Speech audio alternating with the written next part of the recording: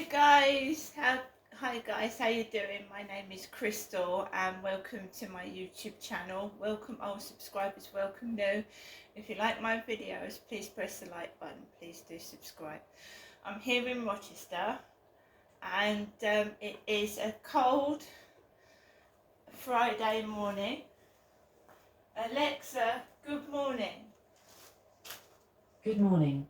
This day in 1892 saw the birth of one half of perhaps the greatest comedy duo of all time, Oliver Hardy.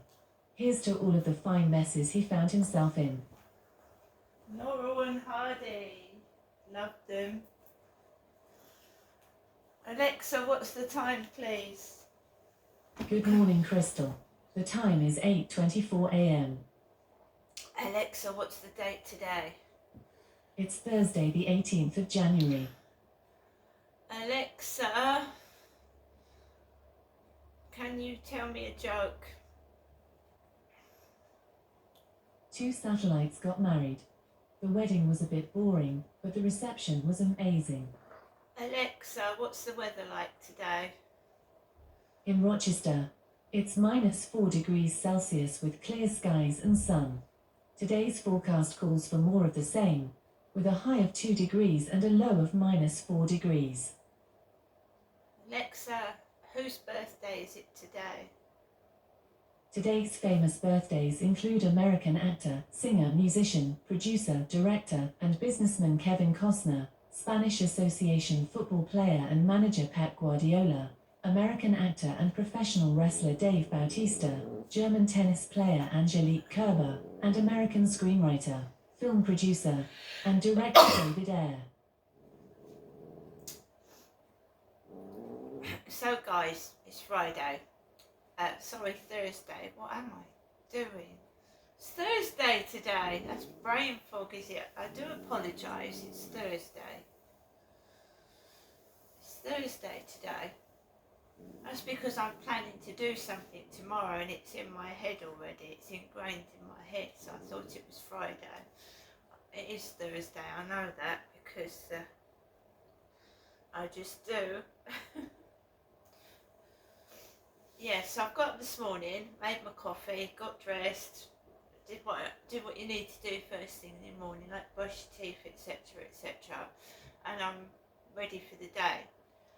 Last night I took Max out at 10 to 7. It was freezing cold, but I had my gloves on, so it was nice and warm. Yeah. So I ignored any messages from people yesterday on TikTok. Mama's bald tried to start talking to me. Mummy's bald, probably in French. Mama balde. My mum has alopecia, as a lot of women know. So women should expect it when they get to go through menopause, and you might experience yourself some of these women that are bullying and saying things about my mum, because this is my hair, it's real. It's not a wig. So when women go through menopause, some women lose their hair. It goes thinner. So all these women laughing at me and my mum, you're probably experiencing it yourself when you go through the menopause. Your hair gets increasingly thin, and some poor women lose their hair completely. So it's nothing to laugh about, it's not funny. But then some women have childish minds. Some women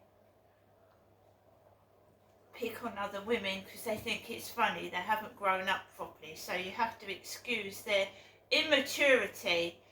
Young people that laugh at people with disabilities, things wrong with them, haven't grown up. You just have to put it down to their immaturity. They haven't grown up properly yet. They don't understand about life.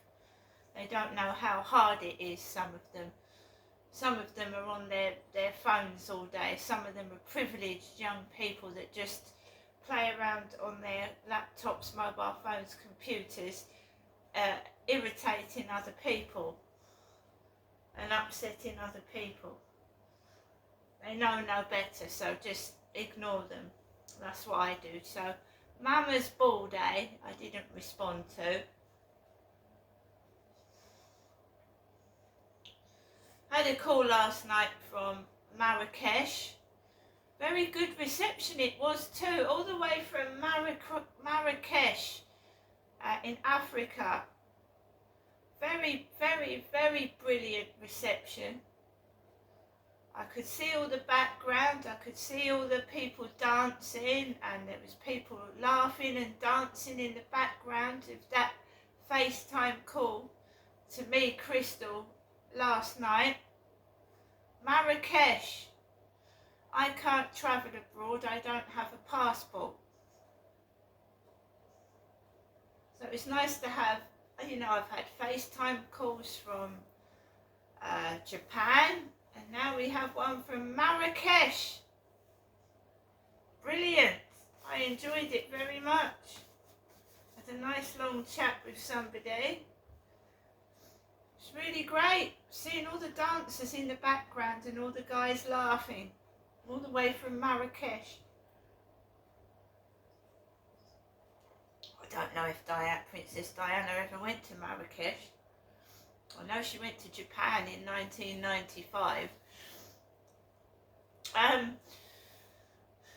It wasn't a long call, it was about 20 minutes chat on the phone to somebody in Marrakesh. They were enjoying themselves by the bar. I was stood up in my pyjamas because it was, you know, when you get cold in this flat, right? So when I've taken Max out for the last walk of the day, I put my pyjamas on because I'm frozen. So when the call came across, I had my pyjamas on.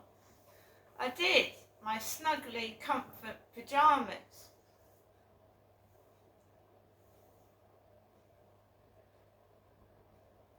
It's getting on for, it was 8:45, 8:45 when I was taking that call, and I had my pyjamas on because I was cold.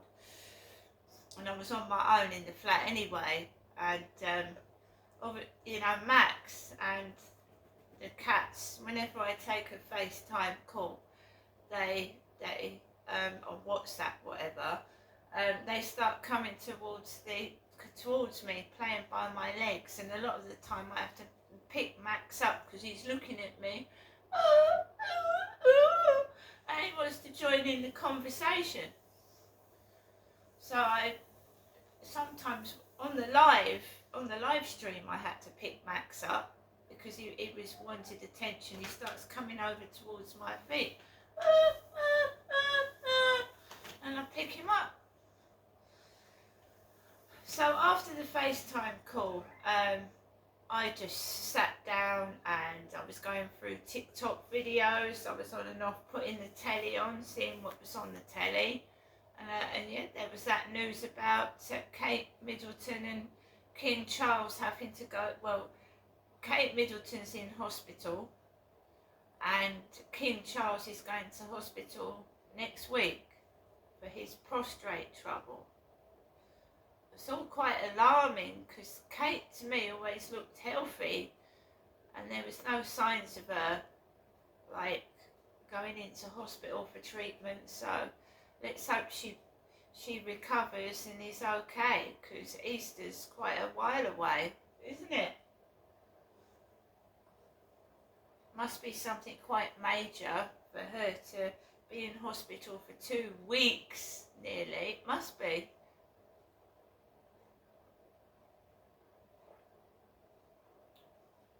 My dad had a stent put in his heart and he was in hospital for a week. So it must be something quite bad.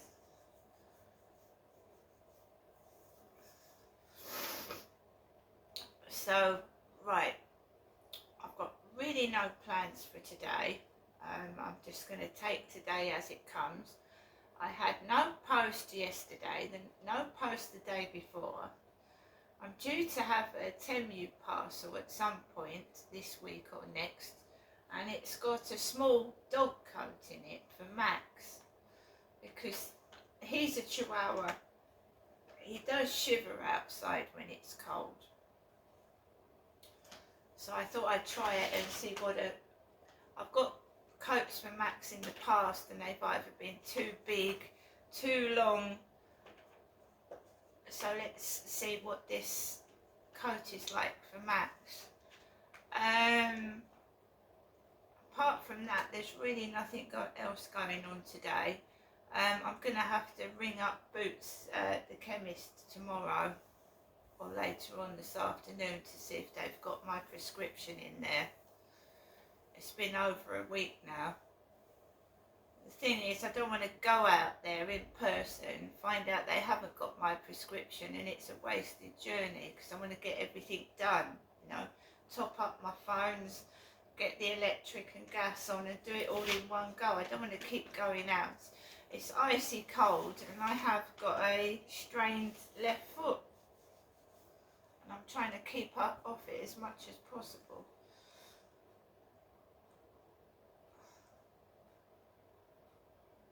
I mean, it's all right, like you might see me go and walk Max out, but you don't see me sitting down resting. You don't see me like sometimes flinch in pain. I'm not going to do that in front of a camera, am I? I don't want to do that. I mean, the royals, they don't show off themselves in agony and pain, do they? They hold themselves up high and carry on. And you don't know what's going on, as in the case of Kate Middleton. They don't advertise their aches and pains, do they? Right, so what's it? It's now 8:35.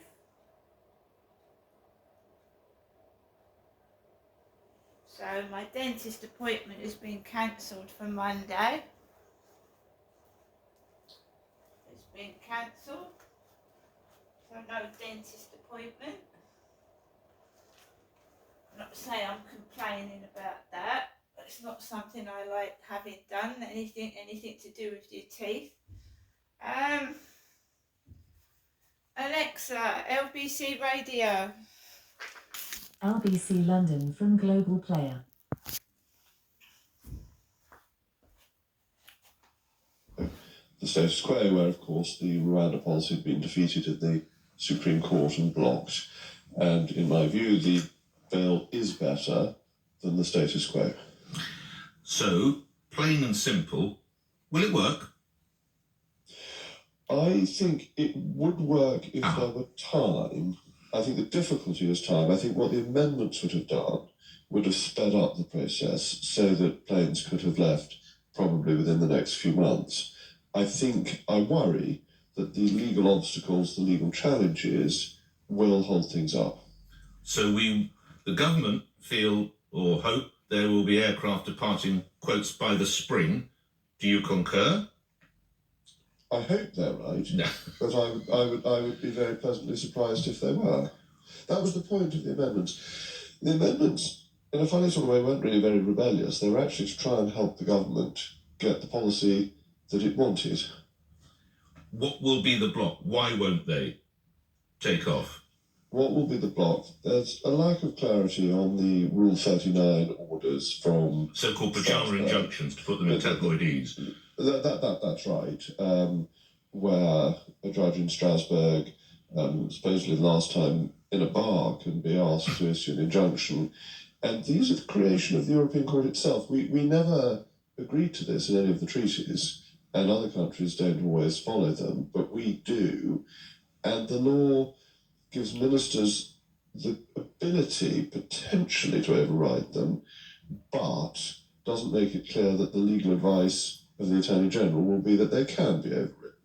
So that lack of clarity on that is a problem and could delay things. And there's also the ability of endless individual appeals. So Rwanda has been deemed a safe country as a big idea, but not necessarily for you as an individual.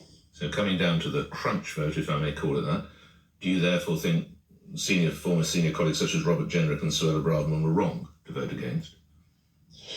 Well, their position was that they'd been involved with the bill, they'd been in the Home Office, and they thought that the bill did not go far enough. And I think from their point of view, that was a reasonable decision for them to take. I hadn't been involved in the bill in its creation, so I was looking at it from a different standpoint.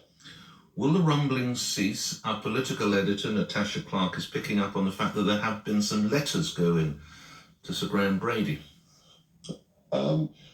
I think this is a mistake, and that we've already changed leader too often, in my view. And changing again would not help the Conservative Party, nor make voters take us more seriously. I think we need to get on with the business of governing. There was a poll by Onward that showed that almost every constituency in the country wanted a tougher approach to migration, and that it thought that migration was a tenth of what it actually is, and still thought that was too high.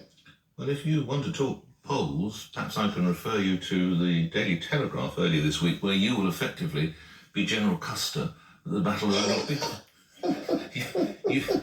You will be... That's a great image. Yes, you will be the last man standing as the Conservatives face electoral wipeout. Sir Jacob. From Casablanca, the boy stood on the burning deck when all but he had fled. Yes, and that is a poll that Conservatives will have looked at and will be concerned by. We need to get on with the business of governing and delivering on the things that we promised people we would do, because what we promised remains very popular. Do you think it could be as bad as the Telegraph paints it? I mean,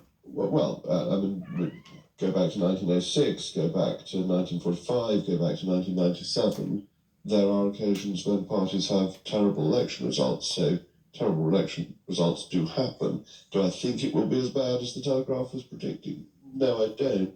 Not least because Keir Starmer doesn't excite people. He's, by the grace of God, not Tony Blair.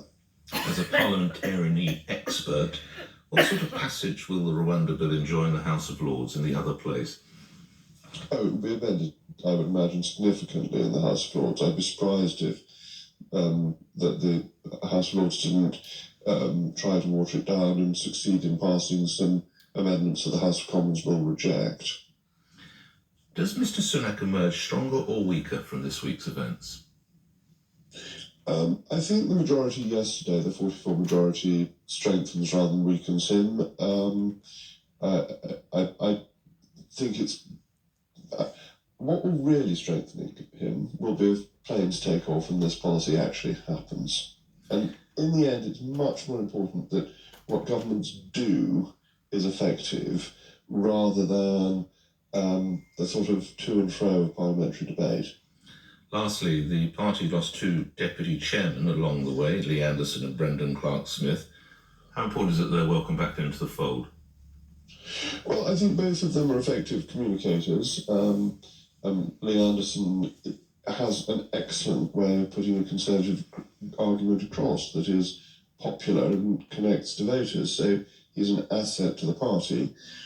But people can be assets to the party outside specific offices. Some would say Mr Anderson's views are the unacceptable face of Conservative policies in some instances, Sir Jacob. Well, Ms Ferrari, people sometimes don't like the blunt expression of views. I think there's a lot to be said for views being put clearly and in a forthright manner. And Lee represents views that lots of people in this country hold, and I think that's part of politics. Grateful for your time. Thank you, Sir Jacob Rees-Mogg, Conservative MP, who ultimately voted with the government, of course, on that key third reading, but had voted in support of certain amendments. We will probably leave Rwanda there for now, unless, of course, the Prime Minister does decide to start speaking on our watch, because we will come to the horrific story, 842, or return to the horrific story of the 2-year-old boy in Skegness. Let's get Sarah in Enfield. Thank you for holding on the line. I know you've been holding for some time. Sarah, people are trying to point fingers of blame, which is understandable. It might not be right, but it's understandable. Where do you think focus should be set? To be honest, I hear quite a few parents this morning, or calls this morning, saying, blaming why the mother didn't make contact and had for so long. We have no idea what is behind and why she didn't. Talking of personal what could it experience, possibly be? talking of personal experience, I have my brother who hasn't seen his daughter for 5 years, hasn't spoken, hasn't seen, has tried with hundreds of messages, hundreds of WhatsApps, hundreds of emails, but has never, ever had a response from his daughter. But hold on, was he due to see the daughter in 3 months' time with a Christmas present? My point I'm making is that, fractured as it was, there was a sort of working relationship between mum and dad. Sadly, in your brother's case, clearly it's all broken down. Well, we don't actually know that there was an actual relationship between them. You know, yeah, that you don't know the full how if the other parent who was with the child actually allowed the mother to go in and see the child.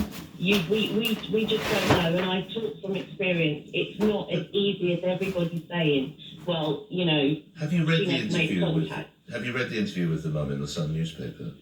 No, I haven't. Okay, I mean, they had agreed that this little boy would live with dad because I find this strange, but the house that mum moved into was unsafe because it had a high staircase without a banister. So she last sees the little boy in November, and it's agreed she will go and see him in January with his Christmas present. That speaks to me, fractured, but some kind of cooperation between mum and dad, which means mum should have been putting in phone calls. And again, she's got immeasurable grief to deal with now, but surely. But maybe she has. She hasn't. And well, we don't know the full story. And all right, and as I said from personal experience, it's not as easy as someone saying. No, I hear what you're saying, and I'm terribly sorry in your brother's case. And I am aware, because we've talked about this before, and it's not always the mum, it can be the dad as well, horrific breakdowns, and no respect is afforded to the other party. And of course, don't forget, grandparents are often cut out of this as well, tragically. Sarah, thank you. Simon in Northampton. Simon, your view on this story, horrific, isn't it?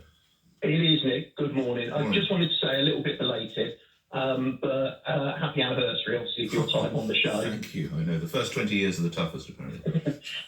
What I wanted to say was, I think everyone is losing sight of the fact that this was unavoidable. It was not that Dad was a drug addict, was an abuser, so we can say actually social services have failed because they should have spotted this. This was a tragic accident, and I think as much as we don't know who's to blame for all of the situations, we know who's not to blame. I can't see how the social worker can be held responsible for something that was, as I keep saying, completely unavoidable. Totally agree. And I think for mum, again, we don't know all the context. I agree with what all of your previous callers have said. We don't know what's gone on with mum. I think this reaction is purely she wants someone to blame, and I think everyone's latching on it and, oh, the social worker should have done more. But in reality, as your other callers have said, if social workers started breaking the door down every time someone missed an appointment, there'd be uproar, and I don't think that's the way we want to be going. I mean, I'm critical of public services at the best of times when they fail, but I just don't think in this instance social services can be deemed to be responsible for something that, how could they have foreseen this and known what to do? I just don't see that's where the blame should be. Very eloquently put. And I think, sadly, in her unquantifiable grief, mum is possibly looking out at other agencies and perhaps not addressing some of the issues herself. Simon, thank you. We will continue with this. Also coming up after the news, surgery for the king. Paul Sayer founded the charity Prost8. That's the number. He praises King Charles' decision to go public with his prostate issue. I think someone of the King's profile to come out and speak about this procedure ahead of even having had the procedure will open the floodgates, hopefully, to men to come to charities like ours. More on that in a moment. 8:46 LBC News headlines then. Thomas Watts. Right, guys. Hope everybody has a great day today, and I'll see you later.